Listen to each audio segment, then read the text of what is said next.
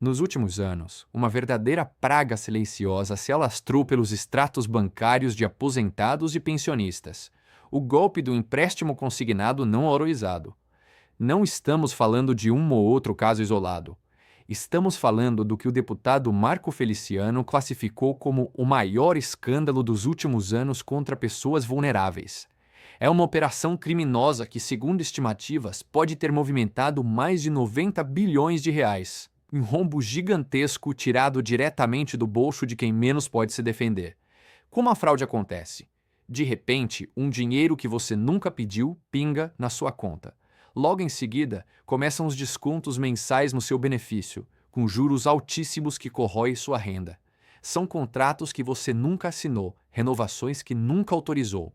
O aposentado, muitas vezes sem entender o que aconteceu e sem condições de contratar um advogado para uma briga de anos contra um banco, se vê preso em uma teia de aranha financeira, obrigado a pagar por um dinheiro que, na maioria das vezes, foi desviado por golpistas. E é aqui que a revolta se justifica.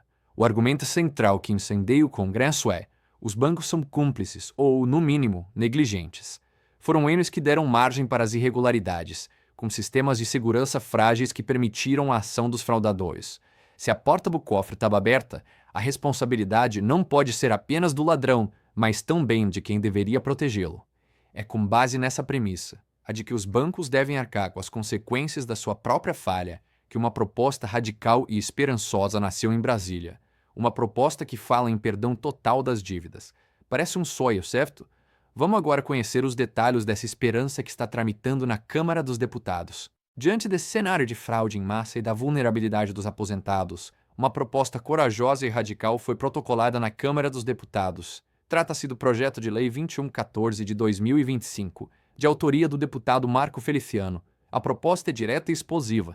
A anistia, ou seja, o perdão total das dívidas de empréstimos consignados realizados por aposentados e pensionistas no período entre 2016 e 2024. A justificativa é de que a responsabilidade pela avalanche de fraudes deve recair sobre as instituições financeiras que falharam em garantir a segurança dos seus clientes.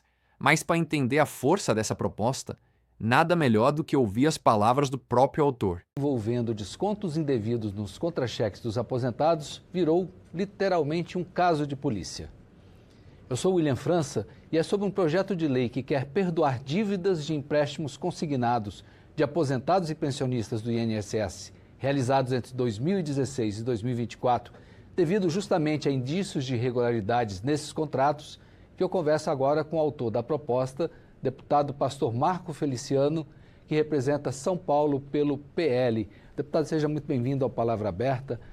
Esse assunto que está dominando os noticiários de todo jeito e o senhor faz uma proposta de um assunto que é derivado daquele escândalo principal, que é a questão dos empréstimos consignados, não é isso? Exatamente. Uma alegria estar aqui participando com vocês e um prazer estar falando para a sua audiência. É o maior escândalo dos últimos anos. Um escândalo contra pessoas vulneráveis, que são os aposentados, pessoas que já deram a sua vida pelo nosso país. Então, nada mais do que justo de apresentarmos uma proposta decente. E eu sei que é uma proposta, inclusive, polêmica, porque vai mexer com as instituições financeiras, vai mexer com a máquina estatal, mas melhor do que nenhum tipo de ação é algum tipo de iniciativa.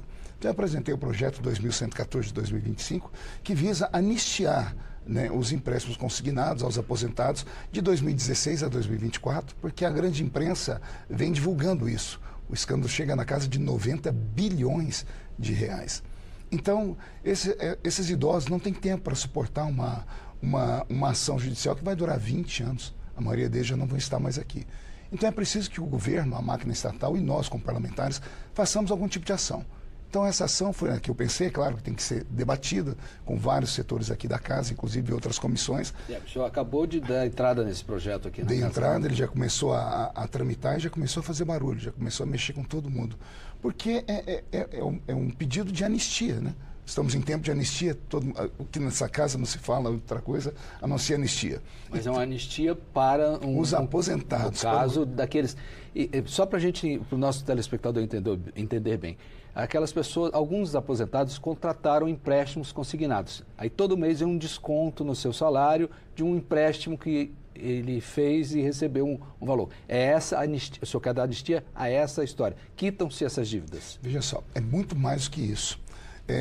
Já há casos e muitas denúncias de aposentados que não fizeram o empréstimo. E o empréstimo apareceu na conta deles. Quando o dinheiro chegou na conta deles, eles ligaram para o Dataprev, para os órgãos, para os bancos, disseram, mas eu não fiz isso. E eles não têm como voltar atrás. Então, eles receberam o dinheiro, mas os juros, as taxas são mortíferas. Elas desequilibram o orçamento dos aposentados, que a maioria vive de pensão e de aposentadoria de salário mínimo. Então, até eles não têm condição de contratar um advogado. As denúncias, aí o governo começou, inclusive, a devolver nas outras questões, as questões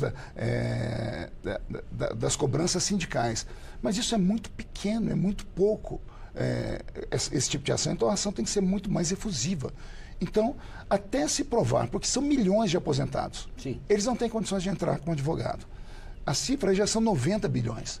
Nada mais justo que o governo vir perdoar todas essas dívidas. No mínimo isso. Eu vou fazer uma pergunta assim. O senhor combinou com o outro lado, que são as instituições? Porque como é que elas vão reagir a isso? Elas que se virem, porque foram elas que deram margem e brecha para que isso acontecesse. Porque, veja só, o Estatuto do Idoso diz que o idoso não pode ser lesado financeiramente. Porque o idoso, a maioria deles já não tem nem condições mais cognitivas de saber o que está acontecendo. E aí vem alguém e rouba um velhinho, rouba um aposentado, alguém que deu a vida pelo país, coloca um empréstimo consignado na conta dele, depois vai descontar dele parcelado com juros altíssimos. Isso é desumano. O senhor falou que às vezes o empréstimo é feito e cai na conta, mas nem sempre cai na conta dele, vai para algum outro esquema, já que temos também quadrilhas envolvidas nisso aí. Nós vamos tentar descobrir tudo isso na CPI ou na CPMI, que nós já temos a promessa do Senado e da Câmara, que no segundo semestre ela deve ser instalada. O senhor acha que esse assunto também vai entrar nessa história? Sem dúvida, porque não é apenas a questão desses sindicatos que se locupletaram desse dinheiro. Tem muito mais coisa. Eu acredito até que isso é só a ponta do iceberg. A questão dos sindicatos é a ponta do iceberg. Porque... Até, se o senhor me permite uma comparação, o senhor falou que o seu cálculo estima-se em 90 milhões. A Polícia Federal... Bilhões, desculpe. A Polícia Federal fala de... 6 bilhões. 6 bilhões, ou seja, realmente é uma... É só a ponta do iceberg. Os 6 bilhões são apenas no caso dos sindicatos. Agora, de repente, apareceu uma nova denúncia, que é a denúncia dos empréstimos consignados, que muitos velhinhos, sem saber, recebem ligação, autorizam. É uma coisa maldita isso, né? É cruel. E muitos, sem saber o que estão fazendo, acabam dizendo apenas um sim e entra o dinheiro na conta deles. Nem sabe o que é. Nem sabe o que está acontecendo. Então, isso é desumano e só tem uma maneira, no meu pensamento, de darmos para eles uma resposta.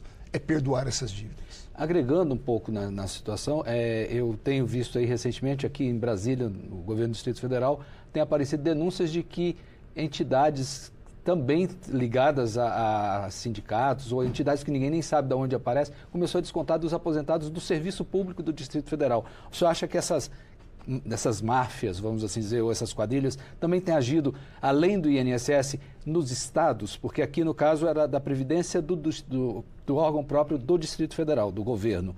E as reclamações aconteceram assim. O senhor acha que isso também pode ter um paralelo ou umas ações também além do próprio Instituto Nacional de Seguridade Social, o INSS? Eu não posso ser leviano e fazer acusações. Todavia, no nosso país, infelizmente, a corrupção ela não é sistêmica, ela é endêmica. Então é muito natural que isso esteja acontecendo. É como uma hidra, você vai cortar uma cabeça, vai aparecer outra no lugar. Então, para isso, queremos uma CPI, para nos aprofundarmos. A CPI pode ser instalada por 6 meses, podendo renovar por mais 6 meses. Vão ser várias cabeças, vários técnicos, gente que conhece o assunto. Nós precisamos descobrir o que está acontecendo. O senhor já está... o senhor pretende participar dessa reunião? Ontem eu tive uma reunião com o meu líder, que é Sóstenes Cavalcante, que é o líder do PL, e pedi uma vaga na CPI. Ele me garantiu que eu vou estar lá. Inclusive, lá farei a defesa desse meu projeto 2114-2025, para anistiar os aposentados de 2016 a 2024, porque é onde nós temos. Se a CPMI descobrir que foi antes disso, não importa que governo seja, de esquerda, centro, direita, quem cometeu o crime tem que pagar pelo crime e os aposentados têm que ser ressarcidos. Tá certo. Deputado, eu desejo sucesso, óbvio, na sua empreitada, porque vai atender um universo considerável de pessoas. E se o senhor for participar da CPMI, fica desde já o convite para o senhor retornar e para nos trazer atualizações desse assunto, porque vai interessar a muita gente e a nós também aqui na TV Câmara. Fica o convite aqui. Será um prazer. O que ouvimos aqui é a materialização da esperança de milhões de brasileiros. É a tese de que o elo mais fraco da corrente não pode ser o único a pagar a conta. A proposta busca inverter a lógica. Em vez de o aposentado ter que provar que foi vítima, o projeto parte do princípio de que o sistema como um todo foi falho e que a anistia é a forma mais rápida e eficaz de fazer justiça em massa. É, sem dúvida, a proposta mais ousada e pró-aposentado que vimos nos últimos anos no Congresso Nacional. O sonho é lindo. Mas como jornalistas sérios, temos o dever de analisar com o pé no chão. Um perdão geral e irrestrito é realmente possível? No próximo bloco, vamos para o choque de realidade. A proposta de perdoar todas as dívidas de consignado entre 2016 e 2024 é, sem dúvida, a mais esperançosa que já vimos. Mas, com a mesma honestidade que trazemos as boas notícias, precisamos fazer a análise fria. Um perdão geral e irrestrito para todos é realmente viável? A resposta sincera é, muito provavelmente não. E o motivo é simples e direto. A pergunta que ecoa em Brasília e no mercado financeiro é uma só. Quem vai pagar essa conta de 90 bilhões de reais? O impacto de uma anistia total no sistema bancário seria tão gigantesco que poderia gerar uma crise de crédito e abalar a economia como um todo. Além da questão financeira, existe a barreira política. De um lado, temos a força legítima dos aposentados e de alguns parlamentares. Do outro, temos o lobby do sistema financeiro, um dos mais poderosos e influentes do país. Imaginar que os bancos simplesmente aceitariam arcar com um prejuízo dessa magnitude, sem uma briga monumental no Congresso, é, infelizmente, ingênuo. Seria uma verdadeira batalha de Davi contra Golias, e sabemos que na política, nem sempre a causa mais justa é a que vence. Então, quer dizer que o projeto de lei é inútil? Muito pelo contrário. O seu maior mérito talvez não seja a aprovação do perdão total, mas sim o fato de ele forçar o debate e jogar luz sobre o maior escândalo contra os idosos. Ao colocar o Congresso e a sociedade para discutir o assunto, ele cria a pressão necessária para que uma solução mais focada e viável seja encontrada. O sonho do perdão total pode não se concretizar, mas a revolta que ele gera é o combustível para a realidade de uma justiça possível, como veremos a seguir. Ok, o cenário está claro. Existe um escândalo, uma proposta de perdão e um caminho realista focado na fraude. Mas e o futuro? O que está sendo feito para investigar e para que isso não se repita? Vamos aos próximos passos. Se o perdão total e irrestrito é um sonho distante, onde está a esperança realista? Ela está no foco na fraude comprovada. O caminho mais provável e justo para este projeto de lei avançar é concentrar a anistia não em todos que fizeram um empréstimo, mas naqueles que podem demonstrar que foram vítimas de um crime, de uma irregularidade clara por parte da instituição financeira. É a diferença entre um perdão geral, que a economia talvez não suporte, e uma reparação direcionada, que a justiça exige. E quem são as vítimas com as maiores chances de serem perdoadas? São aquelas que se encaixam em 3 cenários principais. Primeiro, o caso do empréstimo fantasma, onde o dinheiro apareceu na sua conta sem que você nunca tivesse pedido ou assinado nada. Segundo, o caso da renovação automática abusiva, onde o banco renovou seu contrato sem sua permissão explícita. E terceiro, os casos de fraude clara, com assinaturas falsificadas ou contratação por terceiros usando seus documentos. Se você se identifica com uma dessas situações, você está na linha de frente para ser beneficiado. Mas aqui está o ponto crucial. Mesmo que a lei passe, muito provavelmente não será um perdão automático. Você precisará provar que foi uma vítima. E como se faz isso? Reunindo provas. O boletim de ocorrência que você registrou na época, as reclamações feitas no Banco Central ou no consumidor.gov.br, os laudos que comprovam uma assinatura falsa. A sua chance de ter a dívida perdoada é diretamente proporcional à sua capacidade de documentar a fraude. A organização e a ação prévia são, mais uma vez, suas maiores aliadas. Enquanto o projeto de lei tramita, duas coisas importantes estão para acontecer. A primeira é a promessa da instalação de uma PASME-taxa, uma comissão parlamentar de inquérito, para investigar a fundo esse escândalo. A CPI tem o poder de convocar bancos e diretores para depor e pode expor a verdadeira dimensão do problema, fortalecendo a necessidade de uma lei de reparação. A segunda, e mais importante, é a sua participação. Para que o projeto de lei não morra na gaveta e para que a CPI realmente aconteça, a pressão popular é fundamental. Compartilhar este vídeo, comentar, manter o assunto em alta, tudo isso pressiona os parlamentares a agirem. A sua indignação é o combustível dessa mudança. A jornada do perdão da dívida é, portanto, uma batalha entre o sonho e a realidade. O sonho de uma anistia total nos dá esperança e força para lutar. A realidade de um perdão focado na fraude nos dá um caminho possível e justo. O importante é que a semente da justiça foi plantada. Você acredita que foi uma das vítimas dessas fraudes? Quer saber como organizar suas provas e se posicionar para ser beneficiado por um eventual perdão? Lutar contra um banco é uma batalha desigual. Provar uma fraude exige conhecimento técnico para reunir os documentos certos e apresentar os argumentos de forma que a lei te proteja. Agir sozinho é um risco enorme.